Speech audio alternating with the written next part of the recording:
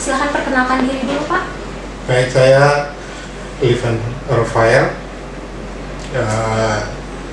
sebagai ketua program studi dalam kegiatan SLE. Kebetulan sebelum saya jadi Kepro, saya jadi wakil dekan 1, dan ketika program SLE mau dilakukan, saya ditetapkan sebagai koordinator SLE di Fakultas Hukum. Itu ketika pertemuan awal di Jogja dengan 4 universitas yang tergabung dalam program SLE. Menurut Bapak, apa yang membuat proyek SLE ini unik atau berbeda? Ya, unik atau berbeda oleh karena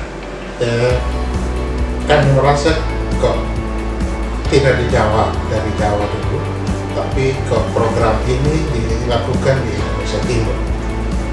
Dan Indonesia Timur ada 2 universitas besar, ya, Patimura dan Unram, itu negeri yang besar. Tetapi kami unik itu karena kami NTT dapat 2, satu di Sumba, satu di Kupang. Dan itu kami itu unik yang pertama. Unik yang kedua adalah ketika implementasi program SLE kita mau raih, itu kita masuk dalam situasi yang agak sulit karena COVID. Sehingga semua program yang kita buat, yang kita akan berpikir lebih bagus, dan itu ternyata sangat terpengaruh. Tetapi uniknya lagi dengan kondisi seperti itu, kami harus belajar lagi tentang penggunaan IT untuk sebuah proses pembelajaran jarak jauh. Terutama kita fasilitator harus dari Jawa, dan juga teman-teman fasilitator dari LEDIN yang mungkin memberi informasi. Kita harus menggunakan media yang belum kita familiar sama sekali. Tapi makanya itu yang saya bilang uniknya di situ, unik dari program itu. Kemudian yang lain adalah bahwa isu dari SLE ini betul-betul memang isu yang cocok kami, ya, terutama isu pengelolaan, ya, skill pertama kita dosen dan juga nanti mahasiswa ke depan. Kemudian bagaimana kita memahami local content. Kadang-kadang kita sebut local content, ya ini unik lokal, ternyata bukan itu. Ada pengetahuan baru yang kami dapat. Kemudian gender kami di Fakultas Hukum ini kami sudah mulai dari tahun 2005 itu kita sudah mulai mencoba, oleh karena itu atas prakarsa dari teman-teman dari UI, terutama Profesor Sulis dengan teman-teman dari UI, dan juga dari Ibu Kunti dari Universitas Pancasila, ya. Menurut Bapak, apa pencapaian terbesar dari proyek SLE, terutama di PAUD? Pencapaian terbesar pertama itu peningkatan kapasitas dosen memahami isu itu, ya. Isu yang saya maksud adalah berkaitan dengan pemahaman kita tentang apa sih yang kita sebut dengan local content. Tidak semua hal yang kita bicarakan itu ketika kita hubungkan dengan konsep, itu bukan local content. Ya, tapi selama ini kita bilang pokoknya kalau ada itu local content, padahal kan belum tentu juga. Ya, local content itu harus disandingkan dengan aturan-aturan yang lebih atas. Ya, tapi kalau di atas tidak diatur, di bawah diatur, kan kita tidak bisa bicara itu local content, karena dia tidak bisa kita pakai untuk kita lihat yang besar, ya, atau dia mempengaruhi yang besar atau yang besar mempengaruhi yang kecil. Artinya hukum lokal itu bisa mempengaruhi hukum nasional, dan juga hukum nasional bisa mempengaruhi. Itu yang ternyata baru kita paham kalau ketika kita ngomong lokal konteks itu. Kemudian secara pribadi, ketika teman-teman harus ini dalam tanda petik harus ikut dalam pemahaman gender, karena tidak semua orang, ya, tidak semua orang paham itu. Karena kan kita dosen bilang gender, tetapi dalam prosesnya itu tidak ada. Dan lokal karya yang kita buat itu membuat teman-teman paham. Kalau dulu orang tentang gender sudah kalian aja, itu fakta, tapi kan bukan soal di situ. Bahwa gender itu harus dipahami oleh semua orang yang menjadi pendidik, ya, pendidik dan pengajar, ya. Dalam konteks pendidik dan pengajar tentu ada sedikit perbedaan konsepnya. Jadi itu gender harus dipahami kita secara bersama-sama. Kemudian bagaimana meningkatkan kapasitas penalaran. Kapasitas penalaran itu berkaitan dengan bagaimana kita menghadapi soal-soal sosial yang tadi bisa disampaikan. Bagaimana ini bisa kita lihat dari sisi normatif, ini kita lihat dari sisi normatif. Nah, kalau dua-dua ini bisa kita gabungkan jadi satu, itu hasilnya lebih bagus. Tapi kalau memang penelitian itu hanya bisa kita telah dari aspek normatif, ya itu tidak soal. Tapi kita tidak bisa sakit lagi, oh ini yang baik, ini yang tidak. Tapi dua-dua ini kita kombinasi, dan kombinasi ini kita bawa sampai kepada mahasiswa menulis, ya. Karena COVID kita 2 tahun kita sudah putuskan normatif.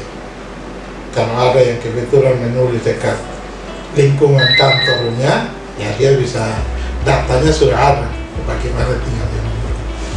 Jadi itu kemudian berkaitan dengan etika, ya. Dan pertanyaan kita dalam diskusi, kenapa etika penting? Etika penting oleh karena kita memulai sesuatu itu etika, apalagi etika profesi hukum. Harus tahu sebagai lawyer apa, sebagai polisi apa, hakim apa, itu mesti kita ada di kepala kita, baru kita tanamkan. Lihat lulusan kita ke depan itu, ya, soal hukum ini sebenarnya banyak juga. Kalau kita lihat dari statistik, orang-orang hukum juga terlibat dalam tindak-tindak pidana, ya, karena mereka tahu celah, ya, mereka hanya berdoa dalam perbuatan celah itu tertutup. Jadi itu pengalaman atau sesuatu yang kami, ya, dengan program ini membuka wawasan kami, bagaimana kami berrelasi dengan teman-teman luar. Dan saya pikir ini sesuatu yang saya bilang teman-teman, ini kita pakai kesempatan, karena kalau kita mengenal banyak orang, mengenal dari berbagai tempat, relasi kita lebih enak. Kita mau buat apa saja, misalnya kita mau bikin kuliah umum, kita tinggal kontak, oh teman-teman ada expertnya nggak? Akan ada, kami minta, nah kita dihubung. Nah itu yang membuat kita harus lebih pengalaman itu membuat teman-teman, terutama yang muda-muda, saya bilang inilah kesempatan untuk kita berkembang bersama-sama. Ya, memang awalnya kita agak berat oleh karena kita tidak dibiasakan seperti itu, ya. Apalagi kalau, ya, teman-teman ini kan kita di sini ini kan ada yang lulusan dari Jawa, ada lulusan dari sini, tentu pengalaman berbeda, ya. Kalau saya, Pak Yanto, itu kami dari luar Padeka, ada beberapa teman dari luar sini, ada yang teman-teman, ada yang lahir dari sini, kemudian studinya di mana, itu tentu perspektif kita agak sedikit berbeda, dan pengalaman menentukan perjalanan hidup seseorang.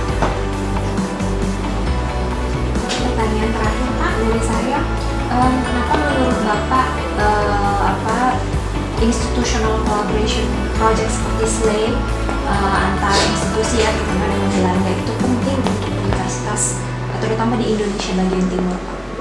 Ya, jadi kalau kita mau ngomong tentang ya ini karena ini hukum ya, kita ngomong tentang soal hukum pengembangan ke depan, mesti kita kerjasama. Kerjasama itu penting supaya kita tahu di mana kurang. Ya, misalnya kalau kita dengan empat, kita sudah tahu oh masing-masing punya kekurangan. Oh ini Kriswina secara terbuka, kami baru mulai belajar, kan begitu.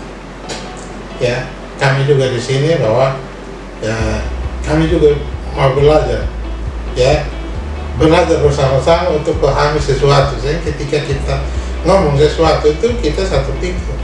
Jangan nanti kita satu orang begini, kita yang lain bilang begini. Tapi ini kan kalau secara institusi relasi-relasi ini penting oleh karena apa? Kita bisa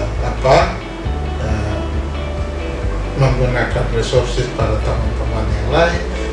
Kita bisa kolaborasi buat kegiatan bersama.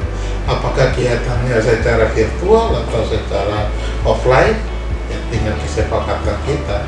Mungkin juga penelitian, terutama misalnya teman-teman di UNRWA misalnya, secara kelembagaan mereka punya misalnya lembaga penelitian yang bagus, kita bisa mengadopsi sesuatu dari mereka. Nah itu pentingnya kita kerjasama ya, untuk peningkatan kapasitas kelembagaan.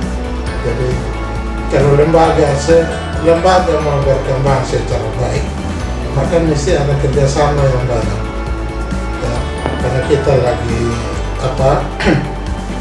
dengan terakhirnya program SPE, kita sepakat di Mataram bahwa program boleh selesai, tapi kerja bersama tidak pernah. Kita bertentangan soal ya misalnya gender. Ini pemahaman dosen, sesama dosen juga ada yang paham gender itu kan ngomong tentang perempuan, sebenarnya tidak. Jadi itu penting, dan saya pikir kerja bersama ini sangat penting ya. Jadi kami tetap akan dengan Jentera, Kriswina, Gajah Mada, Mataram, dan juga Ambon ya, itu kita selalu, karena kita ada grup sendiri, grup SLAY yang ibu juga bisa pantau ya, kayak kemarin ibu-ibu mahasiswa kita saling memberi dukungan. Nah, kalau kita butuh sesuatu untuk kebutuhan mahasiswa, kita hubungi ibu atau apa, terutama untuk menulis, meneliti dan menulis menggunakan data-data yang keputusan. Itu artinya full normatif, dan itu ibu-ibu ahlinya. Kan begitu. Kalau kita agak sedikit yang tadi kita bilang social legal studies, itu pasti Pak Ricardo, Pak Herlambang dan Pak Widodo. Nah itu kolaborasinya di situ ya. Jadi